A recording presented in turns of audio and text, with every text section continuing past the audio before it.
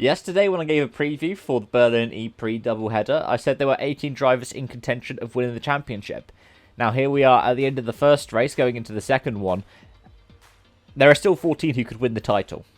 Hey there, folks, and welcome to this video. Here I'm going to be giving a review for the first part of the 2021 Berlin ePrix. And, well, where do I begin? It seemed like it was going to be a dream weekend for TTT. The team dominated the last time we visited Berlin for the 9-day 6-race spectacular at the end of last season. And they started on pole here. They had a 1-2.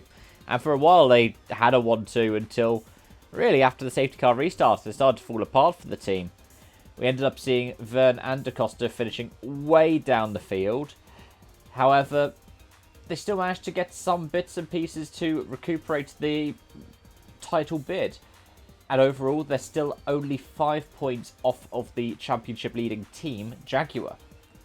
But up at the top, it's still Nick de Vries, despite a non-score in this race. Second place is now Edo Otara, who had a brilliant second place finish himself in the ePrix. Third is Jake Dennis, who's 4 points behind de Vries. And fourth is Mitch Evans, who is 5 points back. Then 6 points back, you've got Freund, who also had a non-score. 2 points behind Freund, you have the race winner, Lucas de Grassi. It was a brilliant display for Audi today. And with Rene Rast also picking up a handful of points as well after an early storm and then later dropping back. You have to wonder, what could happen if this team carried on for another season? It's a shame to see that they're going at the end of the season, but given that they're still in both title battles at this point, they're certainly going out with a bang. That said, so are BMW. They're not exactly far off. They are, 14 points off of Jaguar in the Teams Championship. Got Jake Dennis in third in the driver's standings, though. So it could really be down to the wire in both championships. I mean, it obviously is at this point.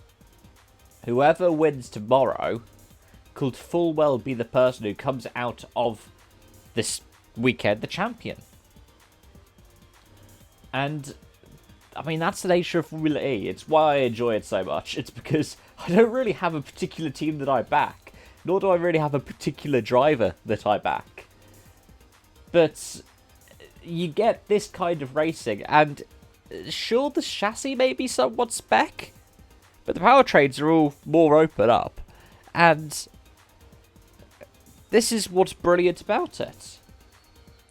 It's a bit like IndyCar in that kind of sense, where they all have the same kind of spec chassis, but they have different power units in the back, but there's more variety in Formula E. And I think that's one of the things that really plays into its advantage, because at the end of the day, we saw 3 different teams, really, running away up at the top of this first ePrix. Initially, it was TTT.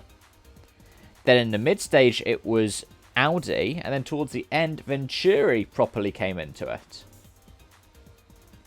Now, Venturi aren't really in with a shout of the title for teams.